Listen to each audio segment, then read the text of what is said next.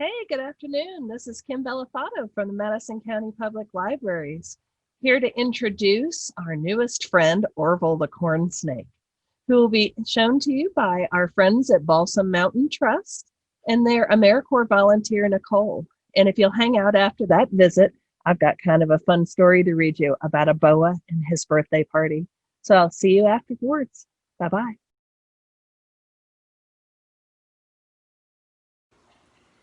Hi everyone, my name is Nicole Cook, and I'm the CTNC AmeriCorps member and Education Outreach Coordinator here at the Balsam Mountain Trust in Sylva, North Carolina. Today, I want to introduce you to one of our amazing animal ambassadors, Orville the corn snake, also sometimes called a red rat snake. Corn snakes get their name for a number of reasons. One reason is the underside of the snake, which Orville's showing you right now, is said to look like Indian corn or maize. Another reason is that they're often found nearby to cornfields or other crops. And it's not because they're there to eat corn, it's because they're there to eat the mice and rats that are eating those crops. Corn snakes and other species of snakes in this area make fantastic neighbors because they do control those populations of mice and rats. Those animals can carry diseases that make us sick, and they can eat our crops. Snakes are part of a group of animals called reptiles. Reptiles are covered in scales, they're cold-blooded, they lay leathery eggs, and they're vertebrates. They have a backbone. Corn snakes are non-venomous, and there's a few ways that you can tell if a snake is venomous or non-venomous just by looking at them. One way is to look at the shape of their head. So for a non-venomous corn snake, its head is kind of oval-shaped. It's pretty rounded. For a venomous snake like a rattlesnake or a copperhead, their head is more triangular. We call it a shovel-shaped head. Another way you can tell if a snake is non-venomous or venomous is the shape of their pupil, so the dark spot in the center of their eye. For a non-venomous snake like a corn snake, the pupil is round. For a venomous snake, the pupil is slit-shaped, almost like a line. Snakes have a number of really cool adaptations that help them survive. One thing that snakes can do is swallow their food whole.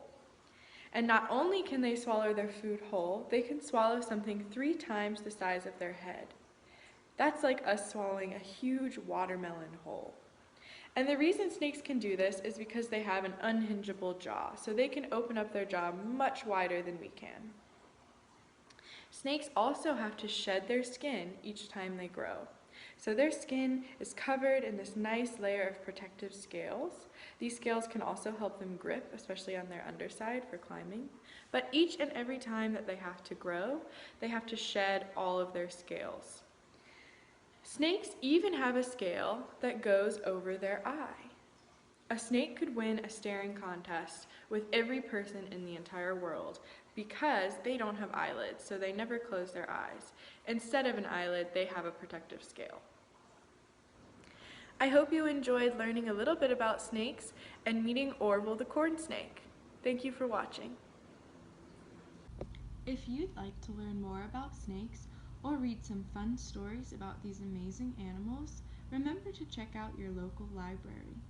Some of our favorite books about snakes are The Greedy Python by Richard Buckley, illustrated by Eric Carle, Snakes by Gail Gibbons, and National Geographic Reader's Snakes by Melissa Stewart.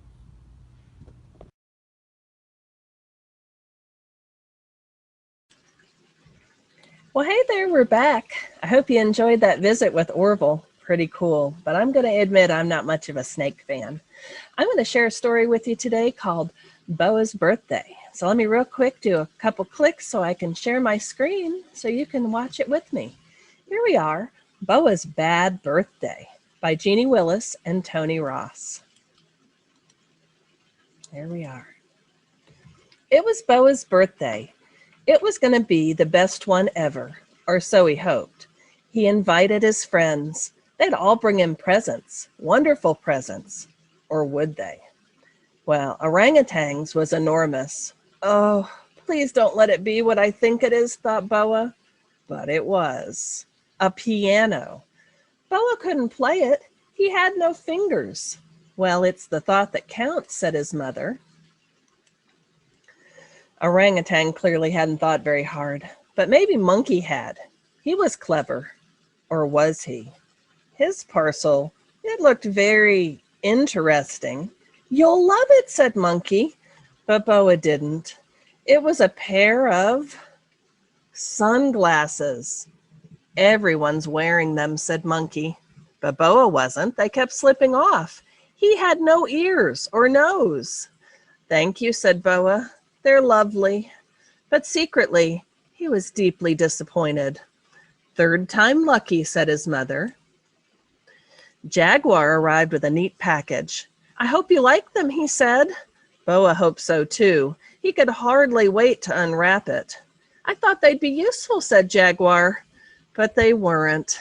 They were mittens. Do you like the color? Asked Jaguar. It's my favorite, said Boa. But what he really wanted to say was, why buy me mittens? Are you crazy? I have no hands. But that would have been rude. It was kind of his friends to get him anything. Perhaps Sloth's gift would be more suitable. But it wasn't. It was a hairbrush. It's a very good one, insisted Sloth. But it was no good for Boa. He had no hair. Open my parcel, said Anteater. You'll have great fun with it. But Boa didn't, because it was a soccer ball. It was no fun at all. Boa couldn't kick it. He had no feet. It was Boa's worst birthday ever. All his gifts were rubbish. And just when he thought things couldn't get any worse, Dung Beetle's here, said his mother.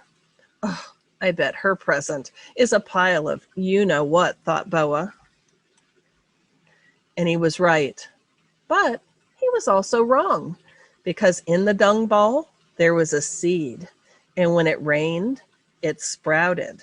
And it grew, and it grew, and it grew into a beautiful tree. It was the perfect present for a Boa. It was the right size, the right shape, and it suited Boa down to the ground. It was what he had always wanted. So, if you ever get a present that stinks, say thank you, because it might turn out to be the best present ever. Well, I hope you like that silly story. Here we are at Christmas time where presents are happening, and you never know what kind of surprise you might get from a present of your own. We all want to wish you Merry Christmas from the Madison County Public Libraries. Have a great rest of your day.